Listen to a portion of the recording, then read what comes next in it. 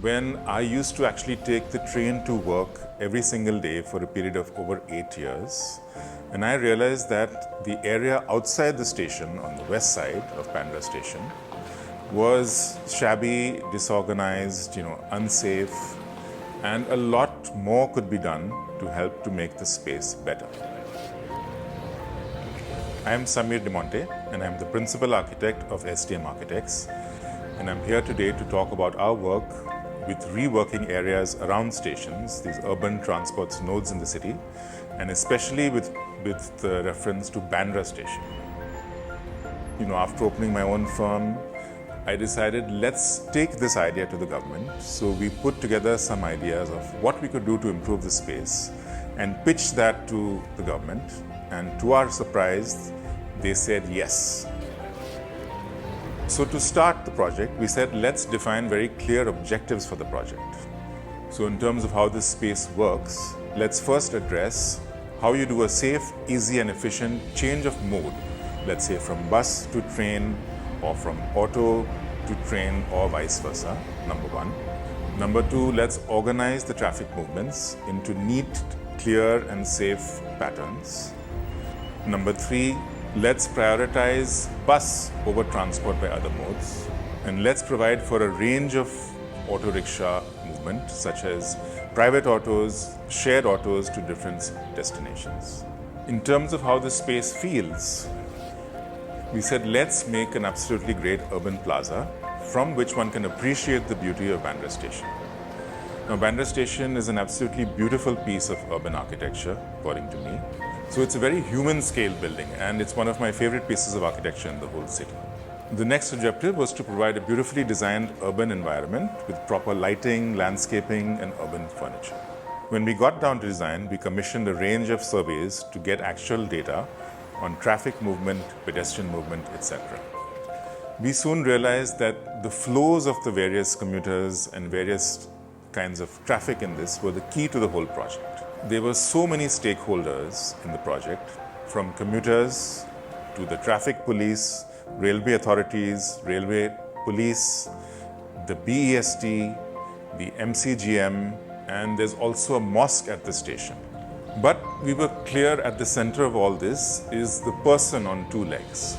And so, after sketching out dozens of options, we hit upon a plan that was best suited for the entire project and worked very closely with MCGM to implement it on the ground. We realized to guide people through the new movement patterns we had introduced at the site, we needed to have excellent signage to communicate how the new design worked. I was clear from the beginning that we actually needed to show physical maps and showing each bus route and each bus stop marked on the route. The signs also feature a link to the BEST app so that you can get real-time updates on where your bus is. As designers, we make beautiful plans and we expect that people will actually follow those plans. But this is not always the case. So we had all these very neatly organized lines and queues and traffic systems, but the commuter wants quickness and ease sometimes. So they had a tendency to just hop into an auto at any random location wherever they got out of the station. So we had to implement a system of working with wardens, traffic police and auto unions to guide commuters to actually use the system that we set up, which takes time. It does not happen overnight.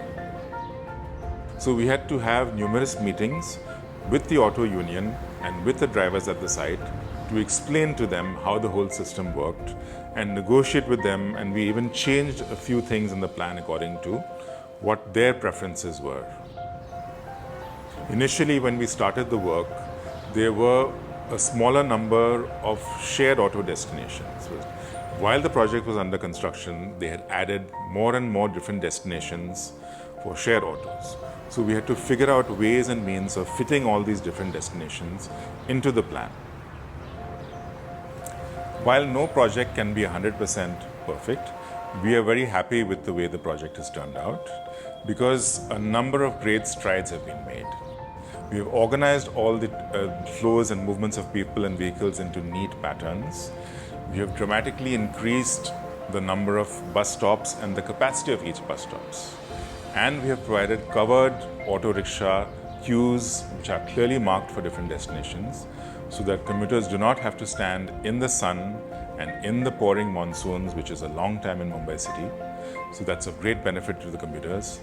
We have created a very nice urban plaza from which you can admire the beautiful Bandra station. We are adding lots of nice urban furniture and landscaping and lighting so that those things will transform the entire feel and look of the space.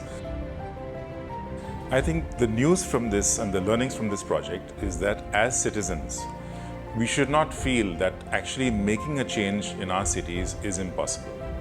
So as a citizen or an architect or an urban designer, and I emphasize that you do not have to be a professional like an architect or an urban designer, you can identify a nook or a space or a cranny in your particular area, and you can let your mind wander and envision how that space could be improved, and take it to authorities or take it to architects and urban designers who can translate those ideas and visions into reality. So this act of actually looking at a space in your city and just imagining, allowing your mind to wander freely and imagining how that space could be better in any way is nothing but tactical urbanism in simple language. So it's something that anybody can do. If you look at Mumbai as a human being or a patient, the urban nodes are the ones in the body that are the most stressed, like the heart or maybe like arteries that are clogged. So these things need urgent intervention, and we hope that these projects coming out successfully, especially around urban transport nodes, will actually initiate or spark off many additional ones and around many other parts of the city so that the city undergoes a significant transformation.